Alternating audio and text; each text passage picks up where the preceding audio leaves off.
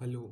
इस वीडियो में हम रिवाइज करेंगे qualitative analysis of organic compound. इसको हम ये भी बोलते हैं कि डिटेक्शन ऑफ एलिमेंट। अब सबसे पहले हम पढ़ेंगे detection of carbon and hydrogen.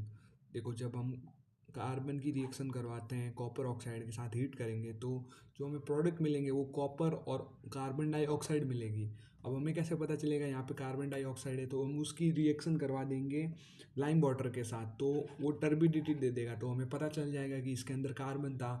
और हाइड्रोजन के केस में जब हम कॉपर ऑक्साइड के साथ उसकी रिएक्शन करवाएंगे तो वो कॉपर के साथ वाटर देगा।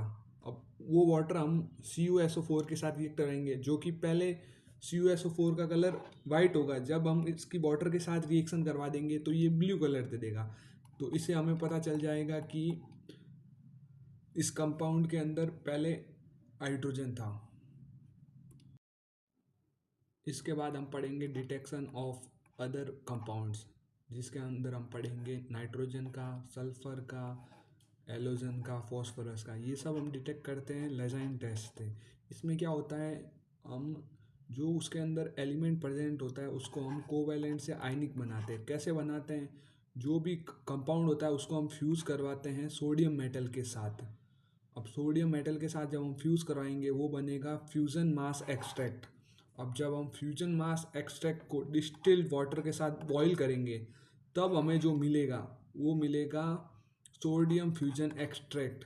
ये रही उसकी रिएक्शन Na+C+N, ये हमने हीट करवा दी, मतलब बॉईल कर दिया डिस्टिल्ड वाटर के साथ, तो हमें मिल जाएगा NaCN। ये सोडियम फ्यूजन एक्सट्रैक्ट, यहाँ पे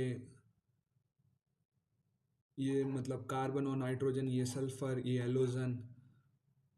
अब देखो, ये ध्यान रखना कि हम जब कंपाउंड की सोडियम मेटल के साथ रिएक्शन करवाते थे तब हमें फ्यूज़न मास एक्सट्रैक्ट मिलता था, उसको हम वाटर के साथ बॉईल करते थे, तो डिस्टिल वाटर के साथ, तो हमें फ्यूज़न मास मतलब सोडियम फ्यूजन एक्सट्रैक्ट मिलता था। अब देखो, सबसे पहले टेस्ट फॉर नाइट्रोजन। अब वो हमने सोडियम फ्यूजन एक्सट्रैक्ट हम लेंगे, उसकी रिएक्शन करा देंगे Fe+2 के साथ और उसको गर्म करेंगे, तो बनेगा ये वाला कॉम्प्लेक्स FeCN6। ये +2 है तो चार्ज आ जाएगा -4। अब इसी की रिएक्शन हम करवाएंगे कंसनट्रेटेड H2SO4 के साथ, तो उससे क्या होगा, जो ये जो आयरन था +2 से ये कन्वर्ट हो जाएगा +3 में कुछ, और ये आयरन जो +3 में कन्वर्ट होगा वही इसी कॉम्प्लेक्स के साथ रिएक्शन करके एक कंपाउंड बनाएगा ये वाला। अब इसका फॉर्मूला Fe4 ब्रैकेट Fe+2, इसका रहेगा CN6 होल थ्राइस।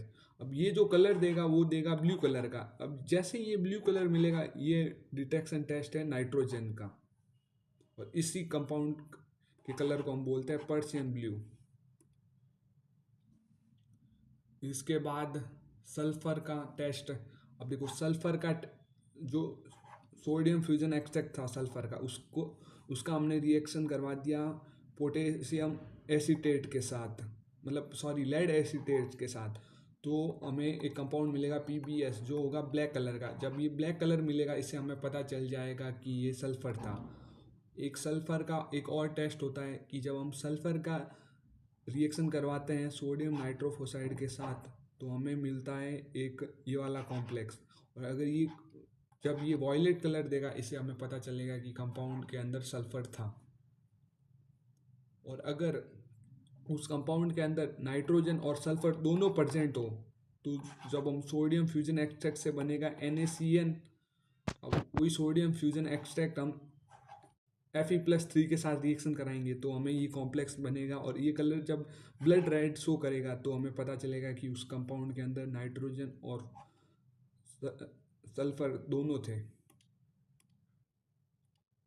और हम जब सोडियम फ्यूजन एक्सट्रैक्ट के साथ एक्सेस ऑफ Na की रिएक्शन करवाते हैं तो वो अपने अलग अलग में टूट जाते हैं, NaCN और Na2S में टूट जाते हैं, मतलब नाइट्रोजन और सल्फर अलग अलग हो जाते हैं। और ये अब टूट गए हैं तो ये फिर अपना अलग अलग टेस्ट देंगे। अब बात करते हैं टेस्ट ऑफ एलोजन की। देखो, एलोजन के टेस्ट से पहले हम सोडियम फ्यूजन एक्सट्रैक्ट को एसिडिफाइड नाइट्रिक एसिड के साथ रिएक्शन करवाते हैं। ये इसलिए करवाते हैं ताकि जो साइनाइड और सल्फर है वो डिकम्पोज हो जाए सोडियम फ्यूजन एक्सट्रैक्ट से।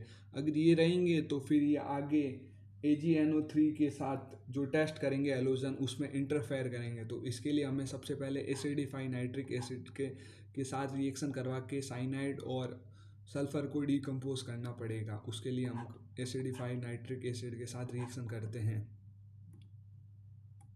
उसके बाद हम सोडियम फ्यूजन एक्सट्रैक्ट की AgNO3 के साथ रिएक्शन करवाते हैं तो AgX बनता है।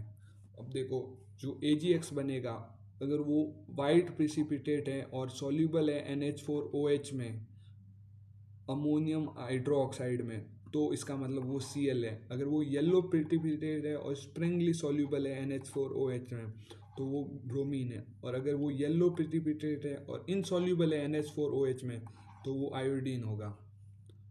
अब हम टेस्ट देखते हैं, टेस्ट फॉर फॉस्फोरस।